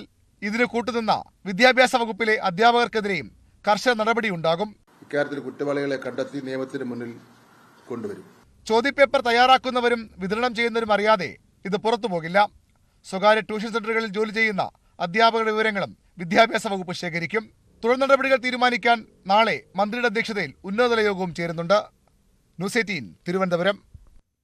തൃശൂർ പൂരം കലക്കിയതിൽ സുരേഷ് ഗോപിക്കെതിരെ VS സുനിൽകുമാറിന്റെ മൊഴി. മുഖ്യമന്ത്രി പ്രഖ്യാപിച്ച അന്വേഷണത്തിന്റെ ഭാഗമായാണ് സുനിൽകുമാറിന്റെ മൊഴി രേഖപ്പെടുത്തിയത്. ആളുകൾക്ക് നിയന്ത്രണം ഉള്ള സ്ഥലത്ത് സുരേഷ് ഗോപി എങ്ങനെ യാത്ര ചെയ്തു? CCTV ദൃശ്യങ്ങൾ പുറത്തുവിടാൻ പോലീസ് തയ്യാറാകണമെന്നും സുനിൽകുമാർ ആവശ്യപ്പെട്ടു. പൂരം കലങ്ങിയത് സംബന്ധിച്ച് മുഖ്യമന്ത്രി പ്രഖ്യാപിച്ച അന്വേഷണത്തിന്റെ ഭാഗമായിട്ടാണ് മൊഴിയെടുക്കാൻ തിരുവമ്പാടി ദേവസ്വം ഭാരവാഹികളുടെ മൊഴി നേരത്തെ രേഖപ്പെടുത്തുകയും ചെയ്തിരുന്നു. കൊടകര കുഴൽപ്പണക്കേസിൽ BJP മുൻ ഓഫീസ് സെക്രട്ടറി തിരൂർ സതീഷിന്റെ രഹസ്യമൊഴി രേഖപ്പെടുത്താൻ അനുമതി. തിങ്കളാഴ്ച Kunnamkulam judicial first class magistrate രഹസ്യമൊഴി രേഖപ്പെടുത്തും. വൈകുന്നേരം 4 മണിക്കാണ് രഹസ്യമൊഴി രേഖപ്പെടുത്തുക. രഹസ്യമൊഴി രേഖപ്പെടുത്താൻ ഹാജരാകണമെന്നാവശ്യപ്പെട്ടുള്ള നോട്ടീസ് സതീഷിന് ലഭിച്ചു. മലബാറിൽ അതിവേഗം പ്രചരിക്കുന്ന വ്യായാമ രീതിയായ മെക്സ് 7 ചൊല്ലി വിവാദം. മുസ്ലിം മതസംഘടനകൾക്ക് പുറമെ CPIM-ഉം മെക്സ് 7-നെതിരെ രംഗത്തു വന്നു. കേന്ദ്ര ഏജൻസികൾ അന്വേഷിക്കണമെന്ന് ഹിന്ദു ഐക്യവേദി ആവശ്യപ്പെട്ടു. അതേസമയം എല്ലാ രാഷ്ട്രീയ പാർട്ടിക്കാരും മെക്സ് 7-ൽ പങ്കെടുക്കുന്നുണ്ട് എന്നും പിന്നിൽ ജമാഅത്തെ ഇസ്ലാമിയോ പോപ്പുലർ ഫ്രണ്ടോ അല്ല എന്നും മെക്സ് 7 അധികൃതർ വിശദീകരിച്ചു. 21 മിനിറ്റ് നീണ്ടു നിൽക്കുന്ന 7 വ്യായാമമുറകൾ ചേരുന്നതാണ് മൾട്ടി എക്സസൈസ് കോമ്പിനേഷൻ അഥവാ മെക്സ് 7. 12 വർഷം മുൻപ് തുടങ്ങിയ ഈ വ്യായാമ രീതി ഇപ്പോൾ വടക്കൻ കേരളത്തിൽ വ്യാപകമാണ്. മലപ്പുറം ജില്ലയിൽ മാത്രം 63 കേന്ദ്രങ്ങളുണ്ട്. വനിതകൾക്ക് മാത്രമായും യൂണിറ്റുകൾ. കൂടാതെ ദുബായ്, ബ്രൂണൈ തുടങ്ങിയ വിദേശ നാടുകളിലും പരിശീലന കേന്ദ്രങ്ങൾ.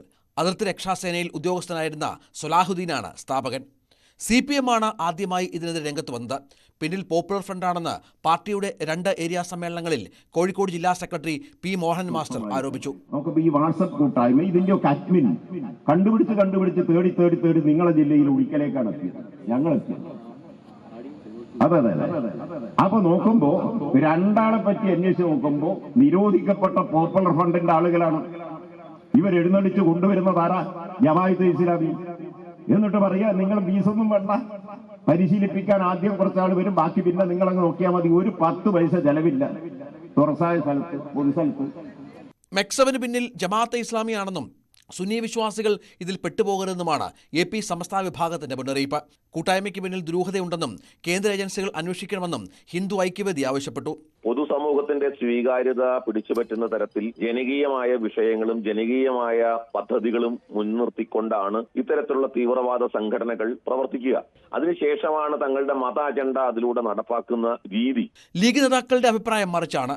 വിവാദം CPM അജണ്ടയെന്നാണ് ആരോപണം. ഞാൻ മെക്സ് 7-ൽ പങ്കെടുക്കുന്ന ആളാണ്. 3 മാസമായി ഞാൻ എന്റെ നാട്ടിൽ മെക്സ് 7-ൽ സ്ഥിരമായി പോകാറുണ്ട്. താല്പര്യമുണ്ടെങ്കിൽ പോയാൽ ഒരു പോസിറ്റീവ് എനർജി കിട്ടും. സമസ്ത ഈ മെക്സ് 7-നെതിരെ ഒന്നും ഇതുവരെ പറഞ്ഞതായി ഞങ്ങൾ ആരും കേട്ടിട്ടില്ല. ഇത് യഥാർത്ഥത്തിൽ ഇത് വിവാദമാക്കുന്നതിന് പിന്നിൽ CPM-ന്റെ ഒളി അജണ്ടയാണ്. എല്ലാ രാഷ്ട്രീയ പാർട്ടികളിൽ ഉള്ളവരും മെക്സ് 7-ന്റെ ഭാഗമാണെന്നാണ് മെക്സ് 7 സംഘാടകരുടെ വിശദീകരണം. News desk, news 18. മുഷാവറ യോഗത്തിന് ശേഷവും സമസ്തയെ തമ്മിലടി തുടരുകയാണ്. ജിഫ്രി മുത്തുക്കോയ തങ്ങൾ മുഷാവറ യോഗത്തിൽ നിന്ന് ഇറങ്ങിപ്പോകാൻ കാരണം ഉമർ ഫൈസി മുക്കം ആണ് എന്ന് ബഹാവുദ്ദീൻ നദ്വി ആവർത്തിച്ചു. സമസ്തയിൽ ശുദ്ധീകരണം ആവശ്യമെന്ന നിലപാടുമായി CIC general secretary Hakkim Faizy അദൃശ്ശേരിയും രംഗത്തെത്തി. ഇപ്പോൾ ഈയിടെ നടക്കുന്ന സംഭവവികാസങ്ങൾ നമ്മളോട് പറഞ്ഞുകൊണ്ടിരിക്കുന്നത് ഇനി ചിലതൊക്കെ പരിഗണിക്കും, കേൾക്കും എന്നൊക്കെയാണ്. കാരണം ഇമേജ് അത്രമേൽ ഇടിഞ്ഞിട്ടുണ്ട്. ഒരു ശുദ്ധീകരണം ആവശ്യമാണ്. ഞങ്ങളുടെ മാതൃസംഘടന സമസ്തയിൽ ഒരു ശുദ്ധീകരണം ആവശ്യമാണ്. അപ്പം നിങ്ങൾ പറയും നിങ്ങൾ സമസ്ത ശുദ്ധീകരിക്കണം എന്ന് പറഞ്ഞോ? അശുദ്ധിയല്ലേ അവിടെ നടന്നത്? അത് നിങ്ങൾ പിന്നെ മീഡിയ ലോകം കണ്ടിട്ടില്ലേ? അപ്പം അശുദ്ധി നടന്നല്ലോ, ശുദ്ധീകരിക്കണം.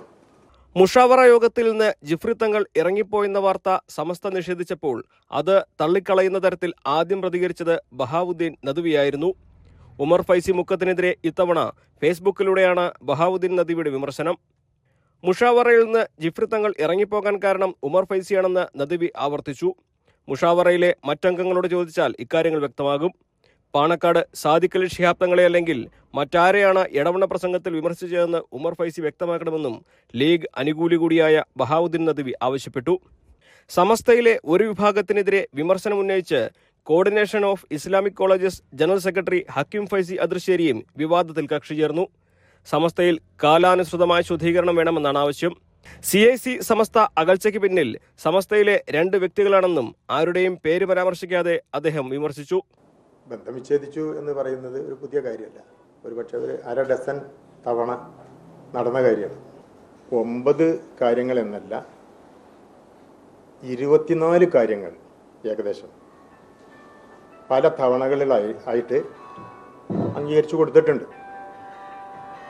ഇത് അംഗീകരിച്ചു കൊടുത്തില്ല എന്ന ഒരു തർക്കം ഉണ്ടായാൽ രേഖകളാണല്ലോ പിന്നെ സംസാരിക്കേണ്ടത്. CICയുമായുള്ള പ്രശ്നങ്ങൾ പരിഹരിക്കാൻ സമസ്തയ്ക്ക് താൽപ്പര്യമില്ല എന്ന വിമർശനവും ഹക്കീം ഫൈസി അദ്രശ്ശേരിക്കുണ്ട്.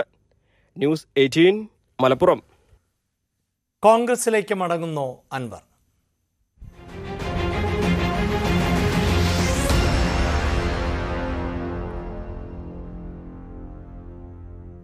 CPIഎമ്മുമായി തെറ്റിയ നിലമ്പൂർ MLA PV അൻവർ കോൺഗ്രസിൽ ചേരാൻ നീക്കം. രമേശ് ചെന്നിത്തലയുടെ സാന്നിധ്യത്തിൽ AICC സംഘടനാ ചുമതലയുള്ള ജനറൽ സെക്രട്ടറി KC വേണുഗോപാലുമായി അൻവർ കൂടിക്കാഴ്ച നടത്തി. VD സതീശന്റെ എതിർപ്പ് നിലനിൽക്കെ രഹസ്യമായിട്ടായിരുന്നു ഡൽഹിയിൽ നടന്ന കൂടിക്കാഴ്ച. News 18 exclusive.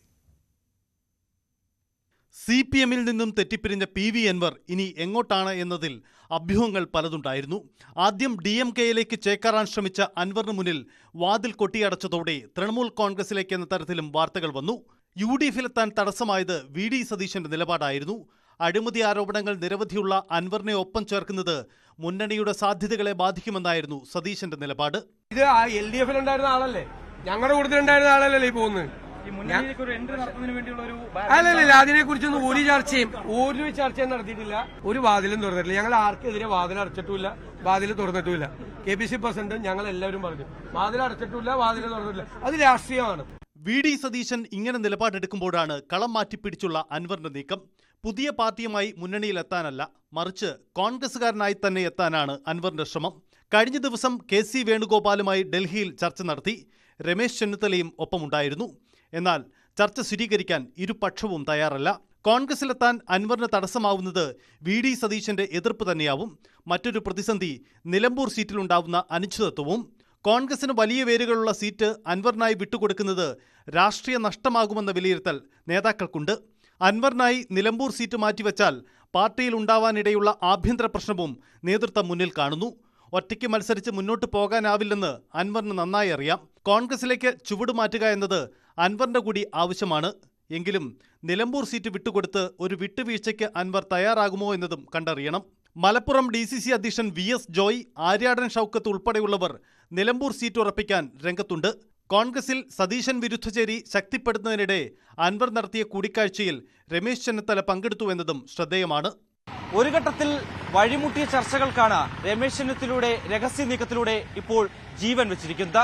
PV അൻവർ MLAയുടെ കോൺഗ്രസിലേക്കുള്ള കടന്നുവരവ് അത് വരാൻ പോകുന്ന നിയമസഭാ തെരഞ്ഞെടുപ്പിലും ഒപ്പം തന്നെ UDFന്റെ മുന്നണി വിപുലീകരണത്തിലുമൊക്കെ വലിയ ശക്തി പകരുമെന്നാണ് കേന്ദ്ര നേതൃത്വം വിശ്വസിക്കുന്നത്. MG Mithun, news 18 Thiruvananthapuram. ഹൈക്കോടതിക്ക് സമീപം മംഗളവനത്തിൽ മൃതദേഹം കണ്ടെത്തി. കേന്ദ്ര സമുദ്ര മത്സ്യ ഗവേഷണ സ്ഥാപനത്തിന്റെ ഗേറ്റിന്റെ കമ്പിയിൽ കോർത്ത നിലയിലാണ് തമിഴ്നാട് സ്വദേശിയുടെ മൃതദേഹം നഗ്നമായ അവസ്ഥയിൽ കണ്ടെത്തിയത്. ഇൻക്വസ്റ്റ് നടപടികൾക്ക് ശേഷം മൃതദേഹം ആശുപത്രിയിലേക്ക് മാറ്റി. നാഷണൽ ഇൻസ്റ്റിറ്റ്യൂട്ട് ഓഫ് ഓഷ്യാനോഗ്രഫി കെട്ടിടത്തിന്റെ ഗേറ്റ് ചാടിക്കടക്കുന്നതിനിടെ കമ്പി കുത്തിക്കയറിയാണ് മരണം. മലദ്വാരത്തിലും തുടയിലും കമ്പി കുത്തിക്കയറിയ നിലയിലാണ്. ഇയാൾ ധരിച്ചിരുന്ന പാന്റ് സമീപത്തു നിന്നും കണ്ടെത്തി. മംഗളവനത്തിൽ കണ്ടെത്തിയ അജ്ഞാത മൃതദേഹം തമിഴ്നാട് സ്വദേശിയുടേതാണെന്നാണ് സൂചന. ശരീരത്തിൽ മറ്റു പരിക്കുകളില്ലെന്നും പോലീസ് പറയുന്നു. അസ്വാഭാവിക മരണത്തിന് കേസെടുത്ത് അന്വേഷണം ആരംഭിച്ചു. ഒരു അൺനാച്ചുറൽ ഡെത്തിനായിട്ട് ഒരു ക്രൈം രജിസ്റ്റർ ചെയ്തിട്ടുണ്ട്. അതിന്റെ അന്വേഷണം ആരംഭിച്ചിട്ടുണ്ട്. രാവിലെ നടക്കാൻ പോയ നാട്ടുകാരാണ് മൃതദേഹം കണ്ടതും പോലീസിനെ അറിയിച്ചതും. മംഗളവനത്തിന്റെ ഭാഗത്ത് സുരക്ഷയ്ക്ക് ആളുകളുണ്ടെങ്കിലും രാത്രിയായാൽ ഇവിടെ ഗേറ്റ് അടയ്ക്കും. അതിനാൽ സന്ദർശകർക്ക് പ്രവേശനമില്ല. ഈ ഭാഗത്ത് CCTV ക്യാമറകളുമില്ല. എങ്ങനെയാണ് ഇയാൾ ഇവിടേക്ക് എത്തിയതെന്നും പോലീസ് അന്വേഷിക്കുന്നുണ്ട്. ന്യൂസ് 18 കൊച്ചി. എറണാകുളം കളമശ്ശേരി മെഡിക്കൽ കോളേജിൽ ചികിത്സയ്ക്കെത്തിയ യുവതിക്ക് മരുന്ന് മാറി നൽകി. കളമശ്ശേരി സ്വദേശി അനാമിക ഡോക്ടർക്കും എക്സ്റേ വിഭാഗത്തിനും എതിരെ പോലീസിന് പരാതി നൽകി. എക്സ്റേ റിപ്പോർട്ട് പരിശോധിച്ചപ്പോൾ മറ്റൊരാളുടേത് എന്ന് മനസ്സിലായി. കടുത്ത നടുവേദനയെ തുടർന്നാണ് അനാമിക ഈ മാസം 12-ന് കളമശ്ശേരി മെഡിക്കൽ കോളേജിൽ ചികിത്സ തേടിയത്. എക്സ്റേ എടുക്കാൻ ഡോക്ടർ നിർദ്ദേശിച്ചു. റിപ്പോർട്ട് പരിശോധിച്ച ശേഷം ഡോക്ടർ പ്രായാധിക്യം മൂലമുള്ള തേയ്മാനമുണ്ടെന്ന് പറഞ്ഞു. 3 ഗുളികകൾ എഴുതി നൽകി. വീട്ടിൽ ചെന്ന് നോക്കിയപ്പോഴാണ് ഡോക്ടർ പരിശോധിച്ചത് 61-കാരി ലതികയുടെ എക്സ്റേ റിപ്പോർട്ടാണെന്ന് മനസ്സിലായത്. കഴിഞ്ഞ ദിവസം എനിക്ക് മാറി കിട്ടിയത് മറ്റൊരു എന്നെക്കാളും ഇരട്ടിയോളം പ്രായമുള്ള ഒരാളുടെ റിപ്പോർട്ടാണ്. ആ റിപ്പോർട്ട് വെച്ചിട്ടാണ് എനിക്കൊരു മെഡിസിൻ തന്നെ. ഇപ്പോൾ ഇന്നലെ പോയപ്പോഴും അവിടെയുള്ള ഡ്യൂട്ടിയിൽ കാഷ്വാലിറ്റി ഉണ്ടായ ഡോക്ടർ പറഞ്ഞത് കുഴപ്പമൊന്നുമില്ല, സെയിം മെഡിസിൻ തന്നതുപോലും വലിയ വ്യത്യാസമൊന്നുമില്ല, ഇത് കഴിച്ചാലും മതി, അല്ലാതെ ഏത് വേണേലും കഴിക്കാന്നൊക്കെ. മരുന്ന് മാറി നൽകിയതിനെതിരെ റേഡിയോളജിസ്റ്റിനും ഡോക്ടർക്കുമെതിരെ ആരോഗ്യമന്ത്രിക്കും പോലീസിനും പരാതി നൽകിയിട്ടുണ്ട്. തിരക്കിനിടയിൽ എക്സ്റേ റിപ്പോർട്ട് മാറിപ്പോയെന്ന വിശദീകരണമാണ് റേഡിയോളജിസ്റ്റ് നൽകിയതെന്നാണ് അനാമികയുടെ സഹോദരൻ പറയുന്നത്. റേഡിയോളജി ഡിപ്പാർട്ട്മെന്റിൽ നിന്ന് വന്നിട്ട് പറഞ്ഞത് അബദ്ധം പറ്റിപ്പോയി. പക്ഷെ അങ്ങനെ അബദ്ധം പറ്റരുതല്ലോ. പരാതിയിൽ അന്വേഷണം ആരംഭിച്ചതായി കളമശ്ശേരി മെഡിക്കൽ സൂപ്രണ്ട് അറിയിച്ചു.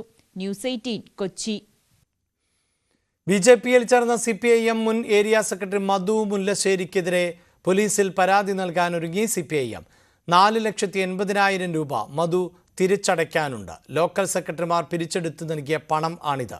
ലോക്കൽ കമ്മിറ്റി സെക്രട്ടറിമാർ അത് പോലീസ് സ്റ്റേഷനുകളിൽ പരാതിയായി നൽകുമെന്ന് ജില്ലാ സെക്രട്ടറി വി ജോയി വ്യക്തമാക്കി.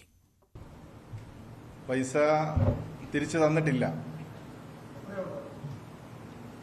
ഏതാണ്ടൊരു 5 ലക്ഷം രൂപയോളം, 4,80,000 രൂപയോളം തരാനുണ്ട്. അത് തരുന്നില്ല. ഇപ്പോൾ അത് ലോക്കൽ സെക്രട്ടറിമാർ പിരിച്ചു കൊടുത്ത പൈസയാണ്. അതാത് ലോക്കൽ വരുന്ന പ്രദേശങ്ങളിൽ പോലീസിനോട് കേസ് കൊടുക്കാൻ വേണ്ടിയിട്ട് വീണ്ടും നമ്മൾ അഭ്യർത്ഥിച്ചിട്ടുണ്ട്. കേസെടുക്കണം എന്നൊരു നിലപാടാണ് ഞങ്ങൾ സ്വീകരിക്കുന്നത്. പാവപ്പെട്ട സഖാക്കൾ പിരിച്ചെടുത്ത പൈസയാണ്, അത് കൊണ്ടുപോകുന്നത് ശരിയല്ല. അപ്പോൾ അതുകൊണ്ട് അതൊരു കേസിന്റെ ഭാഗമായിട്ട് പോകണമെന്നുള്ള നിലയിൽ നിൽക്കുകയാണ്. സിറിയയിലെ സൈനിക കേന്ദ്രങ്ങളിൽ നിന്ന് റഷ്യൻ സേന പിന്മാങ്ങുന്നു. അതിനിടെ US state secretary Antony Blinken ഇറാഖിൽ എത്തി പ്രധാനമന്ത്രി മുഹമ്മദ് ഷിയ അൽ സുദാനിയുമായി കൂടിക്കാഴ്ച നടത്തി. അതേസമയം സിറിയൻ തലസ്ഥാനമായ ദമാസ്കസിൽ ഇസ്രായേൽ വ്യോമാക്രമണം തുടരുകയാണ്. സിറിയയിലെ സൈനിക താവളത്തിൽ നിന്നും ആയുധങ്ങളും ഉപകരണങ്ങളും പൊതിഞ്ഞുകിട്ടുകയാണ് റഷ്യൻ സൈന്യം. പൂർണ്ണ പിന്മാറ്റം ഉണ്ടാകുമെന്നാണ് സൂചന. ബഷാർ അൽ അസദിനെ അട്ടിമറിച്ചതിന് ശേഷമുള്ള ആദ്യ വെള്ളിയാഴ്ച പ്രാർത്ഥനകൾക്കായി സിറിയയിലുടനീളമുള്ള നഗരങ്ങളിൽ ആഹ്ലാദഭരിതരായ ജനക്കൂട്ടം തടിച്ചുകൂടി. സിറിയയുടെ സാഹചര്യം സൂക്ഷ്മമായി വിലയിരുത്തുകയാണ് America. US state secretary Antony Blinken ഇറാഖിലെത്തി. സിറിയയിലെ രാഷ്ട്രീയ സാഹചര്യം കണക്കിലെടുത്താണ് സന്ദർശനം. പ്രധാനമന്ത്രി മുഹമ്മദ് ഷിയ അൽ സുദാനിയുമായി കൂടിക്കാഴ്ച നടത്തി. സിറിയ ഭീകരവാദത്തിന്റെ വേദിയായി മാറരുത് എന്ന് ബ്ലിങ്കൻ ആവശ്യപ്പെട്ടു. ഇറാഖിന്റെ സുരക്ഷ, സ്ഥിരത, പരമാധികാരം എന്നിവയ്ക്കുള്ള US-ന്റെ പ്രതിബദ്ധത സ്റ്റേറ്റ് സെക്രട്ടറി അറിയിച്ചു.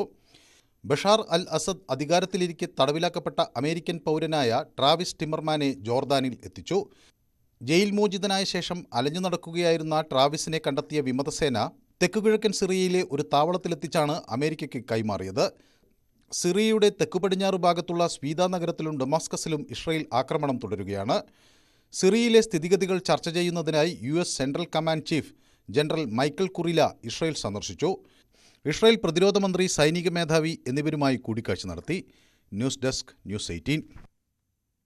ദക്ഷിണ കൊറിയ പ്രസിഡന്റ് യൂൻ സുക് യോളിനെ ഇംപീച്ച് ചെയ്തു. ഇംപീച്ച്മെന്റ് പ്രമേയം പാർലമെന്റ് പാസാക്കി. 204 പേർ പ്രമേയത്തെ അനുകൂലിച്ചപ്പോൾ എതിർത്തത് 85 അംഗങ്ങൾ മാത്രമാണ്. പട്ടാള നിയമം പ്രഖ്യാപിച്ചതിനാണ് പ്രസിഡന്റിനെതിരെ ഇംപീച്ച്മെന്റ് പ്രമേയം കൊണ്ടുവന്നത്. ഇതോടെ പ്രസിഡന്റിന്റെ അധികാരങ്ങളും ഉത്തരവാദിത്തങ്ങളും ഇല്ലാതായി. ആർട്ടിഫിഷ്യൽ ഇന്റലിജൻസ് കമ്പനിയായ OpenAIയിലെ മുൻ ജീവനക്കാരൻ ആയി ഇന്ത്യക്കാരൻ മരിച്ചതിന്റെ വിശദാംശങ്ങൾ പുറത്ത്. OpenAIയിലെ മുൻ ഗവേഷകൻ ആയ സുജിൻ ബാലാജിയുടെ മരണവുമായി ബന്ധപ്പെട്ട വിവരങ്ങളാണ് പുറത്തുവന്നത്. നവംബർ 26-നാണ് സാൻ ഫ്രാൻസിസ്കോയിലെ വീട്ടിൽ മൃതദേഹം കണ്ടെത്തിയത്. OpenAI ഗുരുതരമായ പകർപ്പ് അവകാശ ലംഘനങ്ങൾ നടത്തുന്നതായി കമ്പനിയിൽ നിന്ന് രാജിവെച്ചതിന് പിന്നാലെ ബാലാജി ആരോപിച്ചിരുന്നു. ബാലാജിയുടെ ആരോപണത്തിന് പിന്നാലെ നിരവധി പേർ OpenAIക്ക് എതിരെ രംഗത്ത് വരികയും ചെയ്തു.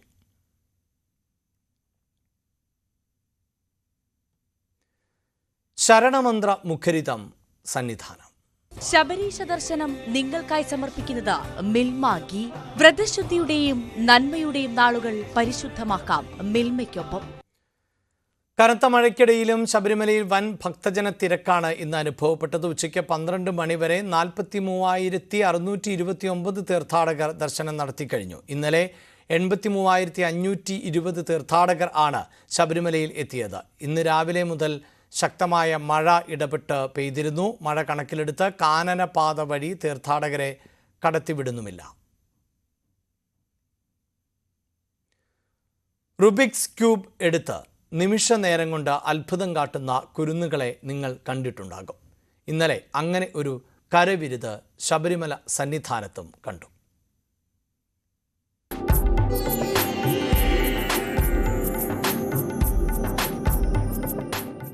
ഈ ചേട്ടനും അനിയനും ഇങ്ങനെ അടുക്കി തുടങ്ങുന്നത് കണ്ടപ്പോൾ എവിടെ എത്തുമെന്ന് ഒരു ധാരണയും ഉണ്ടായിരുന്നില്ല. പക്ഷേ അധികം കാത്തു നിൽക്കേണ്ടി വന്നില്ല. റുബിക്സ് ക്യൂബിൽ ഒരു അയ്യപ്പൻ തന്നെ തെളിഞ്ഞു വന്നു.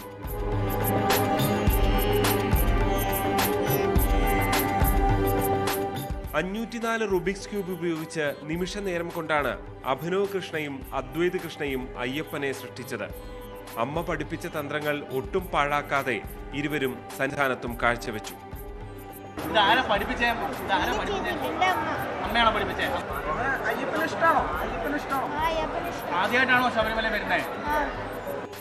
നേരത്തെ മോഹൻലാലിനെയും മമ്മൂട്ടിയെയും ഒക്കെ ഇങ്ങനെ റുബിക്സ് ക്യൂബിൽ ഇവർ സൃഷ്ടിച്ചിട്ടുണ്ട്. ADGP എസ് ശ്രീജിത്ത് അടക്കമുള്ളവരും കുഞ്ഞയ്യപ്പന്മാരുടെ കരവിരുത് കാണാൻ വലിയ നടപ്പന്തലിലെ വേദിയിലെത്തിയിരുന്നു. കുഞ്ഞുമക്കൾ ഭഗവാനെ അവരുടെ കഴിവിലൂടെ പ്രത്യക്ഷരാക്കിയിരിക്കുകയാണ്. എന്താ പറയേണ്ടതെന്നറിയില്ല. വളരെ കഴിവുള്ള 2 കുഞ്ഞുങ്ങൾ, ഭാഗ്യം ചെയ്ത മാതാപിതാക്കളായ അച്ഛനൂടെയുണ്ട് ബിജു. ഇത് അദ്വൈതും അഭിനവും. ഇവരിവിടെ വന്നത് ചെയ്യുന്ന പറഞ്ഞപ്പോൾ എനിക്ക് ആദ്യമൊന്നും മനസ്സിലായില്ല. നിങ്ങൾക്ക് മനസ്സിലായി കാണില്ല. പക്ഷെ അവരുടെ ആ മനസ്സിലുള്ള ആ ഭഗവാന്റെ രൂപം അതുപോലെ അവർക്ക് കൊത്തിവെക്കാൻ ഈ ക്യൂബ് വഴി സാധിച്ചു. കാത്തുനിന്ന ഭക്തരെ എല്ലാവരെയും അമ്പരപ്പിച്ച് ഇരുവരും ഒടുവിൽ മലയിറങ്ങി. അരുൺ പാലോടിനൊപ്പം ജി ശ്രീജിത്ത്, ന്യൂസ് 18 സന്നിധാനം. ശബരീശ ദർശനം നിങ്ങൾക്കായി സമർപ്പിച്ചത് മിൽമ ഗീ. വ്രതശുദ്ധിയുടെയും നന്മയുടെയും നാളുകൾ പരിശുദ്ധമാക്കാം മിൽമയ്ക്കൊപ്പം. ശബരിമലയിൽ ഭക്തൻ കുഴഞ്ഞു വീണ് മരിച്ചു. തൃശൂർ ചിയാരം സ്വദേശി രാജൻ CM ആണ് മരിച്ചത്. മല കയറുമ്പോൾ അപ്പാച്ചിമേട്ടിൽ വെച്ച് ഹൃദയാഘാതം ഉണ്ടാവുകയായിരുന്നു. ആധുനിക സൗകര്യങ്ങളോടെ നിർമ്മിച്ച എറണാകുളം മാർക്കറ്റ് ഇന്ന് ഉദ്ഘാടനം ചെയ്യും. 72 കോടി രൂപ ചെലവിൽ 4 നിലകളിൽ ആയാണ് മാർക്കറ്റ് പൂർത്തീകരിച്ചിട്ടുള്ളത്. വൈകിട്ട് നടക്കുന്ന ചടങ്ങിൽ മുഖ്യമന്ത്രി പിണറായി വിജയൻ ആണ് ഉദ്ഘാടനം നിർവഹിക്കുക. കേരളത്തിന്റെ വാണിജ്യ തലസ്ഥാനമായ കൊച്ചിയുടെ ചരിത്രത്തോളം തന്നെ പഴക്കമുണ്ട് എറണാകുളം മാർക്കറ്റിനും. അസൗകര്യങ്ങളാൽ വീർപ്പുമുട്ടിയ പഴയ മാർക്കറ്റിനെ പൊളിച്ചു നീക്കി കോർപ്പറേഷന്റെ ഉടമസ്ഥതയിലുള്ള 1.5 ഏക്കറോളം സ്ഥലത്ത് കൊച്ചിൻ സ്മാർട്ട് മിഷൻ ലിമിറ്റഡിന്റെ കൂടി സഹായത്തോടെയാണ് നിർമ്മാണം നടത്തിയത്. ശൗചാലയങ്ങൾ, അഗ്നിസുരക്ഷാ ക്രമീകരണങ്ങൾ, സുരക്ഷാ ക്യാമറകൾ, മഴവെള്ള സംഭരണി, ജലവിതരണത്തിനു വേണ്ടി 30,000 ലിറ്റർ ശേഷിയുള്ള ജല ടാങ്ക്, കാർ പാർക്കിംഗ്, റാമ്പ് സൗകര്യം, മാലിന്യ സംസ്കരണ സംവിധാനം എന്നിവയെല്ലാം പുതിയ കെട്ടിടത്തിലെ സവിശേഷതകളാണ്. പുതിയ സൗകര്യങ്ങളിൽ വ്യാപാരികളും സന്തുഷ്ടർ. ഏതാണ്ട് 40 വർഷത്തോളമായി നമ്മുടെ ബഹുമാനപ്പെട്ട മുൻ മേയർ ശ്രീ കെ ബാലചന്ദ്രൻ മേയറായിരുന്ന കാലത്ത് ആരംഭിച്ചതാണ് എറണാകുളം മാർക്കറ്റിൻ്റെ പുനർനിർമ്മാണം. പക്ഷെ 40 വർഷത്തിന് ശേഷമാണ് അത് യാഥാർത്ഥ്യമായത്. ഈ കൊച്ചി നിവാസികളുടെയും എറണാകുളത്തെ വ്യാപാര സമൂഹത്തിൻ്റെയും ഒരു ചിരകാല സ്വപ്നമാണ് ഇപ്പോൾ ഇവിടെ പൂർത്തീകരിക്കപ്പെട്ടിട്ടുള്ളത്. നല്ല സന്തോഷത്തിൽ ഞങ്ങൾ 213 മാർക്കറ്റിലെ കടക്കാരും എല്ലാവിധ കച്ചവടം, ഞാൻ വർഷങ്ങളായിട്ട് വാഴയിലെ കച്ചവടം ചെയ്യുന്നതാണ്. ടോയ്ലറ്റിൻ്റെ മൊത്തം ലിഫ്റ്റും റാപ്പും എല്ലാം ഉണ്ടായിട്ട് ഒരു ദൈവം അനുകരിച്ച് ഭയങ്കര എല്ലാവർക്കും ഞങ്ങളുടെയൊക്കെ കുറേ സൗകര്യങ്ങൾ കുറഞ്ഞെങ്കിലും ഞങ്ങൾക്ക് സന്തോഷമായിട്ടുള്ള ഒരു പുതിയ സ്ഥലത്തും ഇത് വന്ന ദൈവത്തിനാണ് നന്ദി പറയുന്നത്. ആകെ 275 കടമുറികളാണ് ഇവിടെയുള്ളത്. 25 കോടിയോളം രൂപ ചെലവിൽ നിർമ്മിക്കുന്ന മൾട്ടി ലെവൽ പാർക്കിങ്ങിന്റെ ശിലാസ്ഥാപനവും മുഖ്യമന്ത്രി ചടങ്ങിൽ നിർവഹിക്കും. ന്യൂസ് 18 കൊച്ചി. മലപ്പുറത്തെ ഒരു 19കാരി സ്വപ്നം കണ്ടതുപോലെ ആകാശത്ത് പറന്നുയരാൻ ഒരുങ്ങുകയാണ്. മറിയം ജുവാന എന്ന ഈ മിടുക്കി ഇതിനകം സ്റ്റുഡൻറ് പൈലറ്റ് ലൈസൻസ് നേടിക്കഴിഞ്ഞു. പള്ളിയിൽ ജോലി ചെയ്യുന്ന മതപണ്ഡിതനായ പിതാവ് ഉമർ ഫൈസിയും പൊതുപ്രവർത്തകയായ ഉമ്മൈബാനും നൽകുന്ന പിന്തുണയാണ് മറിയം ജുവാനയ്ക്ക് പറന്നുയരാനുള്ള കരുത്ത്.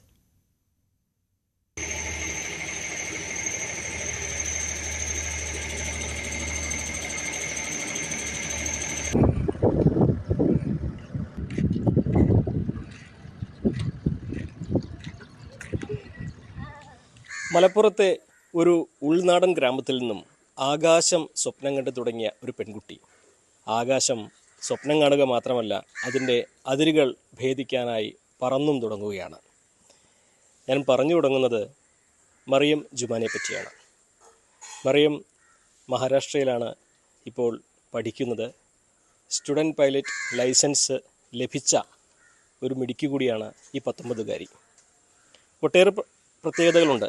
മലപ്പുറത്തു നിന്നും ഒരു വനിതാ പൈലറ്റ് ഉയർന്നു വരുന്നു, അതും ഒരു യാഥാസ്ഥിതിക മുസ്ലിം കുടുംബത്തിൽ നിന്ന് പറയുമ്പോൾ ഒരുപാട് പേർക്കുള്ള മറുപടി കൂടിയാണ് മറിയത്തിൻ്റെ ഈ കരിയറിലേക്കുള്ള കടന്നുവരവ്.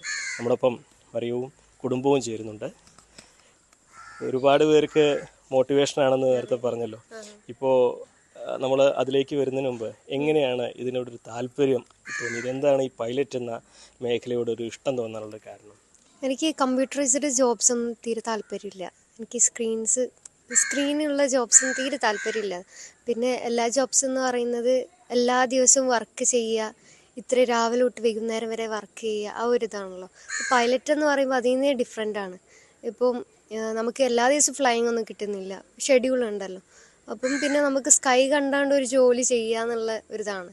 പിന്നെ കോക്പിറ്റ് വ്യൂവും ആകാശമൊക്കെ ഭയങ്കര ഇഷ്ടമായതുകൊണ്ടാണ് ഈ ഒരു പൈലറ്റ് ചൂസ് ചെയ്തത്. ഇപ്പോൾ ഇങ്ങനൊരു ആഗ്രഹം പറഞ്ഞപ്പോൾ +2 കഴിഞ്ഞിട്ടാണല്ലോ ഇതിൻ്റെ ഒരു പഠനത്തിന് തുടക്കാവുന്നത്. എങ്ങനെയായിരുന്നു കുടുംബത്തിൻ്റെ ഒരു സപ്പോർട്ട്? ഞാൻ ആദ്യം പറഞ്ഞപ്പം വലിയ താല്പര്യമൊന്നും ഇല്ലായിരുന്നു. ഉപ്പ പറഞ്ഞു എക്സ്പെൻസീവ് ആണല്ലോ, നമ്മളെ കൊണ്ടൊക്കെ പറ്റുമോ എന്ന് ചോദിച്ചിരുന്നു. പക്ഷെ ഉമ്മ ഭയങ്കര പോസിറ്റീവായിരുന്നു. ഉമ്മ പറഞ്ഞു നമുക്കെന്തുകൊണ്ട് പറ്റിക്കൂടാ, അത് നമ്മളിതിൽ ഇറങ്ങിക്കഴിഞ്ഞാൽ ക്യാഷൊക്കെ ഇങ്ങനെ വരും എന്ന് പറഞ്ഞു ഉമ്മ. അപ്പം ഉമ്മ ഒരു പോസിറ്റീവ് ആയതുകൊണ്ട് തന്നെ പിന്നെ ഉപ്പ കൂടെ സപ്പോർട്ട് ചെയ്തു, പിന്നെ എല്ലാവരും സപ്പോർട്ട് ചെയ്തു. എങ്ങനെയാണ് ഈ കോഴ്സിൻ്റെ ഒരു രീതി? നമ്മൾ ആദ്യം തിയറി കംപ്ലീറ്റ് ചെയ്തിട്ട് പിന്നെ പ്രാക്ടിക്കൽ തുടങ്ങുന്നതാണ് നല്ലത്. അല്ലെങ്കിൽ രണ്ടും പാടെ കമ്പൈൻ ചെയ്തിട്ട് കൊണ്ടുപോകാൻ പറ്റും, പക്ഷേ അത് നല്ല ബുദ്ധിമുട്ടാണ്. കാരണം നമ്മൾ പ്രാക്ടിക്കലിൽ തന്നെ നമ്മൾ കുറേ സ്റ്റെപ്സും കാര്യങ്ങളൊക്കെ പഠിക്കാനുണ്ട്. ഇപ്പോൾ എൻജിൻ ഫെയിലർ ആയാൽ എന്തൊക്കെ ചെയ്യണം, കുറേ കാര്യങ്ങൾ പഠിക്കാനുണ്ട്. അപ്പം തിയറി ആദ്യം ചെയ്തിട്ട് പിന്നെ ഫ്ലൈയിങ് ചെയ്യുന്നത്. ഇതിന് പരിശീലനം, അതായത് എൻട്രൻസ് കോച്ചിങ് പോലത്തെ വല്ല കോച്ചിങ് എന്തെങ്കിലും ഉണ്ട് ഇത്തരം പരീക്ഷ ഈ അക്കാദമിയിൽ പ്രവേശനം നേടുന്നതിന് മുൻപ്? നമ്മൾ തിയറി അക്കാദമിയിൽ നമ്മൾ +1 +2 ഫിസിക്സ് ആൻഡ് മാത്സ് റിസൾട്ട് നോക്കിയിട്ടാണ് അവർ ജോയിൻ ചെയ്യിപ്പിക്കുക. പിന്നെ ക്ലാസ് 2 മെഡിക്കൽ പാസ്സാവണം. അപ്പോൾ അത് പാസ്സായി കഴിഞ്ഞാൽ അതാണ് റിക്വയർമെൻറ്റ്, തിയറി അക്കാദമി ജോയിൻ ചെയ്യാനുള്ളത്. അതിനുശേഷം ഫ്ലൈയിങ് സ്കൂളിൽ ജോയിൻ ചെയ്യാൻ അവർ ചോദിക്കും DGC എക്സാംസ് ഒക്കെ കംപ്ലീറ്റ് ചെയ്തിട്ടുണ്ടോ. അത് കംപ്ലീറ്റ് ചെയ്ത് കഴിഞ്ഞിട്ട് പോകുന്നതായിരിക്കും നല്ലത്. അപ്പോൾ DGC എക്സാംസ് കംപ്ലീറ്റ് ചെയ്തിട്ടുണ്ടോ അവർ ചോദിക്കും. ഉമ്മയ്ക്കും കുറേ കാര്യങ്ങൾ പറയാനുണ്ടാവും. മോള് ഇങ്ങനൊരു ആഗ്രഹം പ്രകടിപ്പിച്ചോ? സ്വാഭാവികമായിട്ട് ഇവിടെ അത്ര പരിചയമില്ലാത്തൊരു ആഗ്രഹമാണുള്ളത്. എന്താണ് ഉമ്മയ്ക്ക് ആദ്യം തോന്നിയത്? വളരെ സന്തോഷമുണ്ടായിരുന്നു. പിന്നെ അവള് ഉയരത്തിൽ പറത്തി വന്നതല്ലേ, അപ്പോൾ ആ പറക്കുമ്പോൾ നമുക്ക് വല്ലാത്തൊരു സന്തോഷമാണല്ലോ. ഏതായാലും ഇത്രയും ഒരു ഉയരം കീഴടക്കാൻ അവൾക്ക് സാധിക്കട്ടെ എന്ന് മാത്രം. വലിയ വെല്ലുവിളിയല്ലേ? അതിന് എൻ്റെ മേത്ത് കുറച്ച് സ്വർണ്ണമൊക്കെ ഉണ്ടായിരുന്നു, അതൊക്കെ എടുത്ത് വിറ്റ് പിന്നെ കുറികളൊക്കെ വെക്കും. കുറിയൊക്കെ ഇവിടെ പള്ളീൻ്റെ കീഴിൽ കുറച്ച് കുറികളൊക്കെ ഉണ്ട്, അതിന് കിട്ടും, അത് അതിലേക്ക് വിൽക്കും. പിന്നെ എന്തെങ്കിലുമൊക്കെ കുടുങ്ങുമ്പം ആരോടെങ്കിലുമൊക്കെ വായ്പ വാങ്ങും, പൈസ ഉണ്ടാകുമ്പോൾ തിരിച്ചു കൊടുക്കും. എന്താണ് ഉപ്പയ്ക്ക് ശബ്ദത്തിലേക്ക് പോയിരിക്കാന്ന് അറിയാം, എന്നാലും എന്താണ് മോള് ഇങ്ങനെ ഒരു അംഗീകാരത്തിലേക്ക് അവളെ സ്വപ്നത്തിലേക്ക് നടന്നെടുക്കുമ്പോൾ തോന്നുന്നത്? ഉപ്പാക്ക് മക്കളെ പഠിപ്പിക്കാൻ എന്നും താല്പര്യമാണ്. പക്ഷെ ഇങ്ങനെയുള്ളൊരു മേഖലയിലേക്ക് എത്തിപ്പെട്ടത് അപ്രതീക്ഷിതമാണ്. ഞാൻ പ്രതീക്ഷിതല്ല എങ്കിലും മോള് സ്വയം കണ്ടെത്തിയൊരു മേഖല ആ താല്പര്യത്തിനൊപ്പം നിന്നു പ്രോത്സാഹിപ്പിച്ചു. അതിൻ്റെ പിറകിൽ സാമ്പത്തിക ബാധ്യതകളൊക്കെ വരുമെന്ന് അറിയാമെങ്കിലും അത് വൈഫിൻ്റെ പ്രത്യേക പ്രോത്സാഹനം കൂടി ആയപ്പോൾ അങ്ങോട്ട് അതിന് ഒരുമിച്ച് നീങ്ങിയതാണ്. അങ്ങൊരു മത പണ്ഡിതൻ കൂടിയാണ്. പലരും ഈ മലപ്പുറത്തെ പറ്റിയൊക്കെ പറയുമ്പോൾ ഈ മുസ്ലിം പെൺകുട്ടികളെ പഠിത്തത്തിനൊന്നും അധികം വിടാത്ത ഒരു ജില്ല എന്നുള്ളൊരു കൺസെപ്റ്റൊക്കെ ആയിരുന്നു മുമ്പ് ഉണ്ടായിരുന്നത്. ഇപ്പോൾ അതിനൊക്കെ ഒരുപാട് മാറ്റം വരുന്നുണ്ട്. ഇപ്പോൾ മറിയം തന്നെ എല്ലാവർക്കും ഒരു മാതൃകയാവുന്ന തരത്തിലേക്ക് മാറുന്നുണ്ട്. അപ്പോൾ ആളുകളുടെ മനോഭാവം മാറുന്നുണ്ടല്ലേ? കാലോചിതമായ വിദ്യാഭ്യാസം ആത്മീയ വിദ്യാഭ്യാസം നൽകണം. ആത്മീയ വിദ്യാഭ്യാസവും ആത്മീയ സാഹചര്യവും നമ്മുടെ വീട്ടിൽ ഒരുക്കണം. അതോടൊപ്പം എത്ര ഉയരാൻ സാധിച്ചാലും അതിനുവേണ്ടി ശ്രമിക്കണം. അപ്പോൾ ആ നിലക്ക് മക്കളെ മനസ്സ് ഞാൻ വായിച്ചു ആദ്യം. അൽഹംദുലില്ലാഹ് എൻ്റെ മക്കൾക്ക് യാതൊരു ഒരാൾ ഡോക്ടറാണ്, പിന്നെ ഒരാൾ ഓട്ടോമൊബൈൽ എഞ്ചിനീയറാണ്. അപ്പോൾ മക്കളെ പഠിപ്പിക്കണമെന്ന് താല്പര്യക്കാരാണ് ഞാൻ.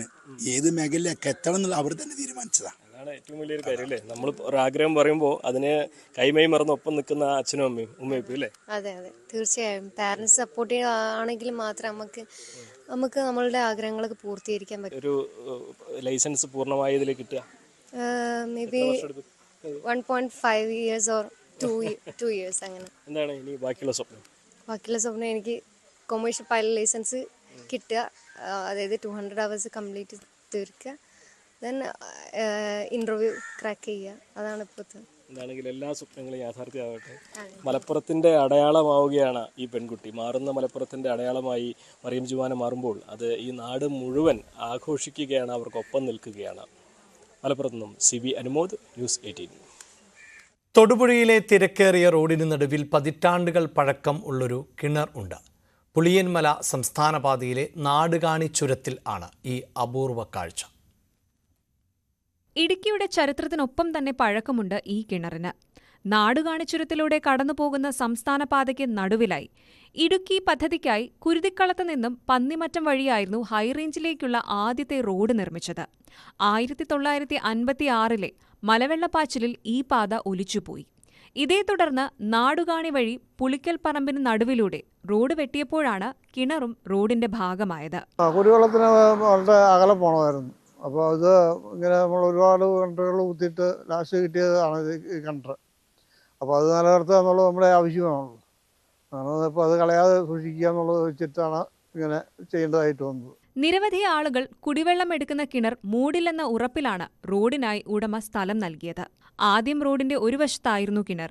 എങ്കിലും ഭാരവാഹനങ്ങൾക്ക് കടന്നുപോകാൻ ബുദ്ധിമുട്ടായതിനാൽ നടുവിൽ കിണർ വരുന്ന രീതിയിൽ റോഡിന് വീതി കൂട്ടി. കമ്പിവേലിയിട്ടും കരിങ്കൽ ഭിത്തി കെട്ടിയുമൊക്കെയാണ് കിണർ സംരക്ഷിക്കുന്നത്. എത്ര ചിലവ് വന്നാലും ചരിത്രത്തിന്റെ ഭാഗമായ കിണർ സംരക്ഷിക്കാനാണ് പുളിക്കൽ കുടുംബത്തിന്റെ തീരുമാനം. ന്യൂസ് 18 ഇടുക്കി. ഇന്നത്തെ സ്വർണം വെള്ളി നിരക്കുകൾ.